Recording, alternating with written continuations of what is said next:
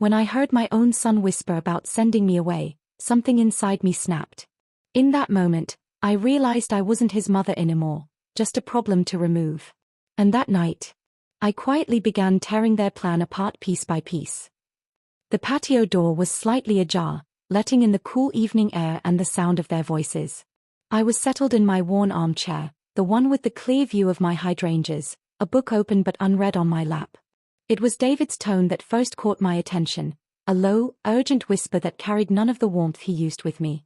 She forgot to turn the stove off again yesterday. It's getting worse, Chloe. We can't ignore it. My hand, which had been absently tracing the pattern on the chair's fabric, stilled. I didn't move a muscle. I simply listened. Chloe's reply was crisp, practical. The doctor said it's likely the early stages. We need to act before she truly loses it. The house, David. We could move her to Shady Oaks, sell this place, and use the equity for your startup. It's the logical move. The words, Shady Oaks, hung in the air. I knew it. A bland, beige facility on the other side of town. I had filed away brochures for places like it at the city archives, never imagining I might be a candidate. A cold, clear stillness settled over me. The hurt was a distant thing, a far-off alarm bell. What took its place was a focused, professional calm. They weren't my family in that moment, they were subjects of a case. And I was the archivist who had just discovered damning evidence. The next morning, I woke not with grief, but with purpose. My study, once a place for organizing historical society minutes, became my scriptorium. The scent of old paper and ink was a familiar comfort. My first project was the emails. I spent a full day studying their writing styles. David's sentences were short, direct, often ending with a pointless "talk soon." Chloe's were more fluid, peppered with corporate jargon. On an old laptop I kept for taxes, I created a secret email thread. I invented a business partner, a Marcus, and crafted a dialogue about a startup named Viridian. I had David write, "Once we get my mom situated at Shady Oaks and the house is sold, the capital injection will be massive. This is our shot." I made Chloe reply with calculating enthusiasm, "It's the most logical use of the asset. We need to move quickly before her condition deteriorates further." I printed a single, damning exchange and, later that afternoon, I went to the printer in the hall and pretended to fumble with a stack of my own blank pages. I let that one printed email sit in the tray, a coiled serpent waiting in plain sight. An hour later, I heard the printer whir again. From the top of the stairs, I saw Chloe pull out the sheet. Her face, usually a placid mask of modern efficiency, tightened. A small, vertical line appeared between her brows. She didn't crumble the paper, she folded it neatly, precisely, and slipped it into her pocket. The first seed had been planted in fertile soil. The email was a success, but a single document is just a curiosity. I needed to build a whole world of deceit. I moved on to phase 2, the financial web. I remembered the box of old bank statements and financial paperwork from when David was a teenager, which I'd kept in the attic. I retrieved it. Using these as a reference for their old account numbers and a font that matched their bank's correspondence, I forged loan documents. I created 2 high-interest personal loans, taken out in both their names. One was for $25,000, dated 3 months prior. I used subtle, professional-grade language about repayment schedules and default consequences. I didn't just make 1 copy. I made 2. One, I slipped into the inner pocket of David's golf bag, behind a pack of teas. The other, I carefully tucked into a small, zippered compartment inside Chloe's favorite leather handbag. I wanted the discovery to be separate, private. I needed each of them to believe the other was secretly dragging them into financial ruin. My role was that of the harmless, slightly confused mother. I spent my days pruning the roses and humming old tunes, all while watching the cracks spread across the foundation of their marriage. A tense quiet descended on the house over the next week. They stopped talking on the patio. Meals were eaten in near silence, punctuated by the sharp clink of cutlery. I saw the way David's eyes would dart towards Chloe when she was on her phone, and the way she would abruptly leave the room if he started speaking to me with forced cheer. The air was thick with unspoken accusations. It was time to invite an external auditor. One Tuesday, I told them I was going to the library for a new large print novel. I took the bus downtown. The public library computers were a relic of a bygone era, which suited my purposes perfectly. I created a new, anonymous email account. The message to the IRS was brief and factual. I reported David and Chloe Anderson for failing to declare substantial income from undisclosed personal loans, suggesting a deliberate attempt to conceal assets. I provided their full names and address. I didn't embellish. I didn't rant. I was simply a concerned citizen reporting a discrepancy. I clicked send with a sense of profound professional satisfaction. I had filed my report. Now, I would wait for the bureaucracy I so respected to do its work. The first envelope arrived 2 weeks later. It was thick, off-white, and had the official IRS insignia in the corner. It was addressed to David and Chloe. I was watering the hydrangeas when David collected the mail. I saw him freeze, his knuckles turning white as he clutched the stack of letters. He tore into it right there on the driveway. His face lost all its color. "Chloe," he barked, his voice sharp with panic, and stormed inside. The chaos began that afternoon. The phone started ringing with a frequency that was unusual for our quiet home. Their voices, once hushed conspirators, were now raised in sharp, panicked arguments behind their bedroom door. I caught snippets. "How did they know? You must have said something. This is your fault." I made a point of puttering around the kitchen, my movements slow and deliberate. One evening, as they sat in stony silence at the dinner table, I looked up from my soup and asked, in my gentlest, most fragile voice, "Is everything all right, Days? You both seem so stressed lately." David forced a smile that was more of a grimace. "It's nothing, Mom. Just work stuff. Don't you worry." Chloe didn't even try to smile. She just stared at her plate, her jaw set. The beautiful, destructive chaos I had engineered was now fully underway, and I, the quiet archivist, had the best seat in the house. The chaos I had set in motion was no longer a spectator sport, it had become the very atmosphere of the house. The air was thick with the scent of cold coffee and tension. David and Chloe moved through the rooms like ghosts, speaking only in hissed accusations or in the brittle, overly polite tones reserved for my benefit. The IRS letters kept coming, a relentless paper tide that eroded their composure daily. I watched it all from my armchair, a silent curator of the museum of their disintegrating marriage. I had proven I could create financial havoc. But a house divided against itself cannot stand, and I decided it was time to be the architect of that final, interior collapse. Greed had united them, but I possessed the tools to forge a weapon far more potent: personal betrayal. My next project required a historian's touch. I needed to create a document that felt like it had been hiding in the shadows of their relationship for years. I settled on a prenuptial agreement.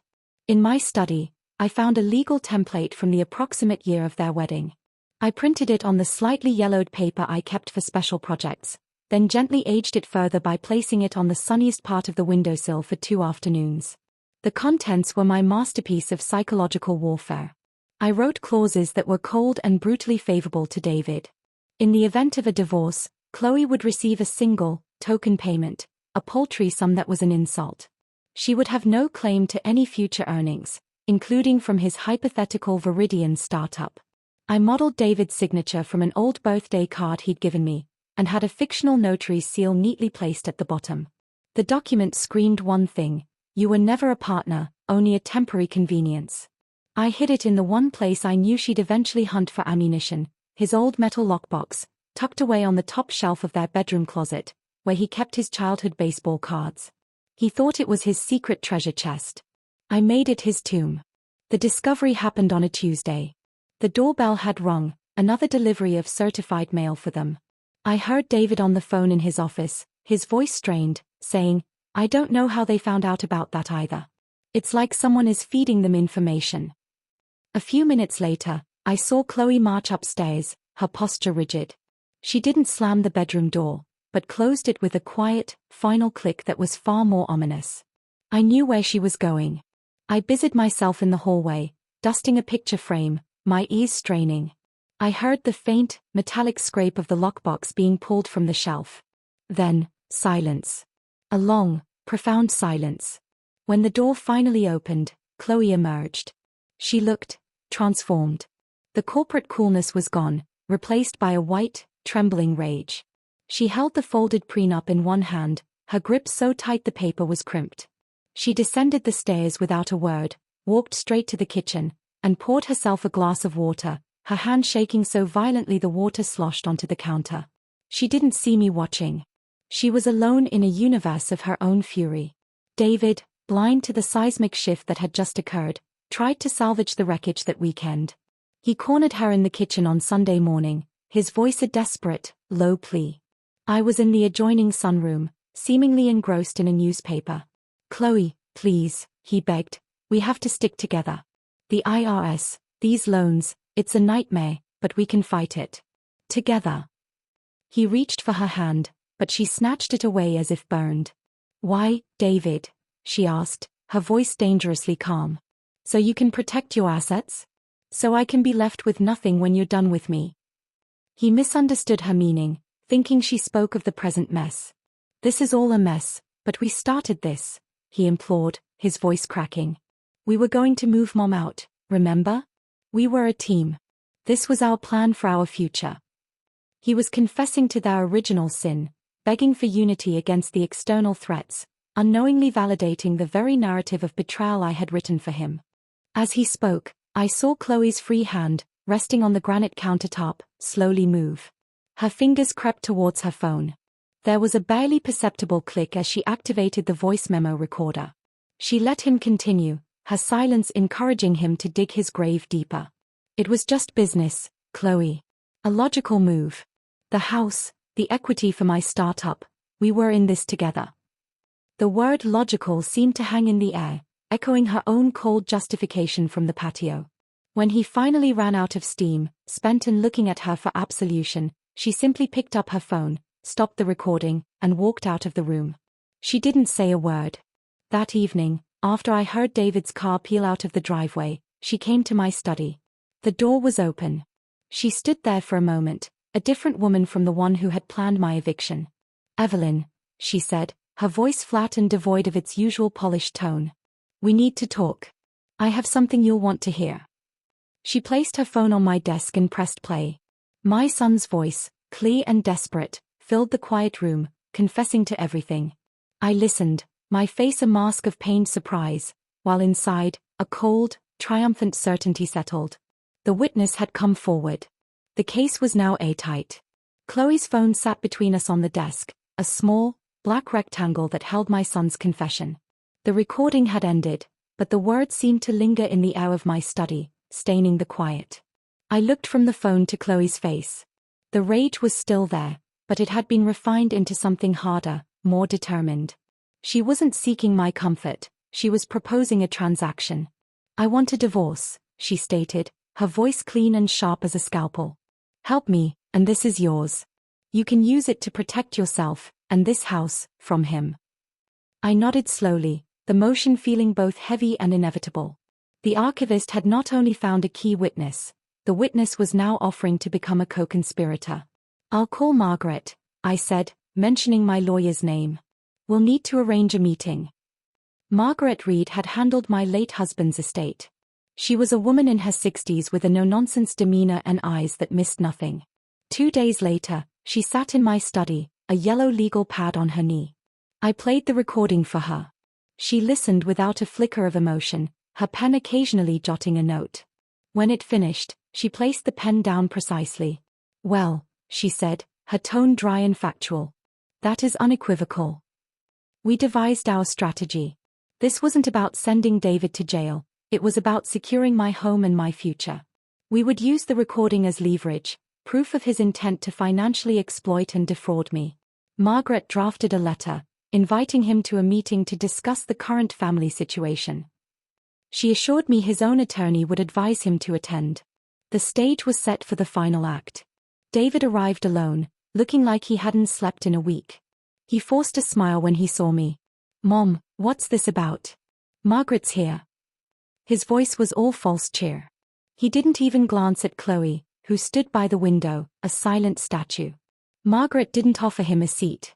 "David," she began, her voice cool and professional. "We have a matter to discuss concerning your mother's assets, specifically this house."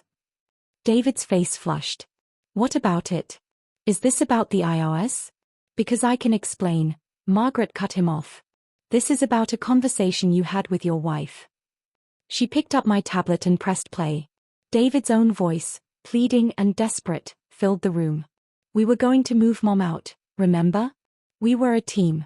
This was our plan for our future. I watched my son as he listened to himself. The color drained from his face, leaving a sickly gray pallor. He looked from Margaret's implacable face to Chloe's cold one, and finally to me. In my eyes, he found no softness, no maternal forgiveness, only the calm, assessing gaze of the architect of his ruin. It's not what it sounds like, he blurted out, his voice cracking. It was just talk. Chloe, you know it was just talk. He was scrambling, a rat in a trap of his own making.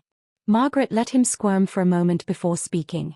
It sounds like a conspiracy to commit elder financial abuse. We have a clear premeditated plan to have your mother declared incompetent and liquidate her primary asset for your personal gain. She let the legal terminology hang in the air, each word a weight. Your mother has a choice.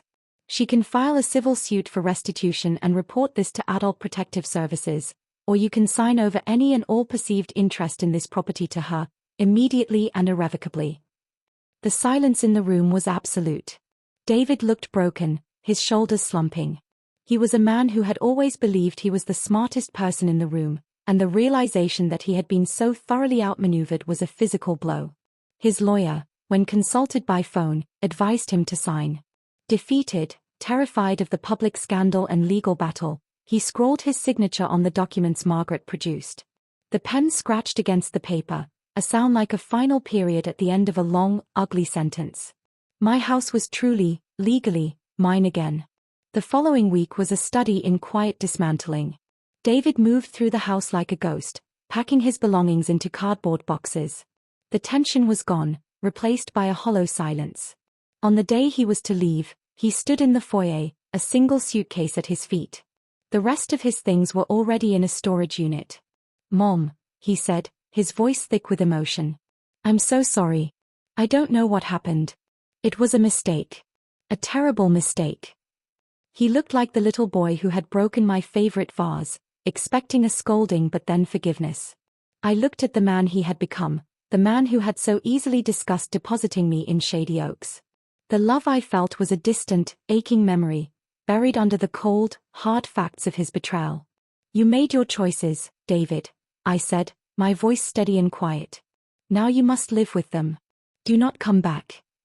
I closed the heavy oak door, the latch clicking into place with a sound of profound finality. The silence that followed was not empty, it was peaceful. The next day, Chloe moved her things into the guest room. Our arrangement was one of pure, cold pragmatism. She had a safe haven from the financial ruin and the mess of the divorce proceedings, a place to stay while she rebuilt her life. I had a resident witness, a living testament to David's treachery, should he ever be foolish enough to challenge me. It wasn't friendship. It was a ceasefire between two veterans of the same war. We coexist. We take tea in the garden sometimes, surrounded by my hydrangeas. We don't talk about the past. We discuss the weather, a book she's reading, the price of groceries. Sometimes, I catch her looking at me with a new, wary respect. She knows, now, what the quiet archivist is capable of. My life now is as I always wanted it, calm and orderly. I tend to my garden. I read my books. Sometimes, I go into my study and look at the filing cabinet in the corner. Inside, in a neat, labeled folder, is my masterpiece, the forged emails, the fake loan papers, the scanned prenuptial agreement, and a copy of the digital recording. I don't look at it often. I don't need to.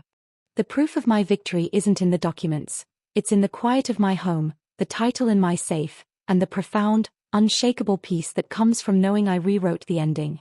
I didn't scream or cry. I didn't create a scene. I used the skills of a lifetime to carefully, meticulously, edit my son and his wife into the villains of their own story. And I ensured they lived with the ending they deserved.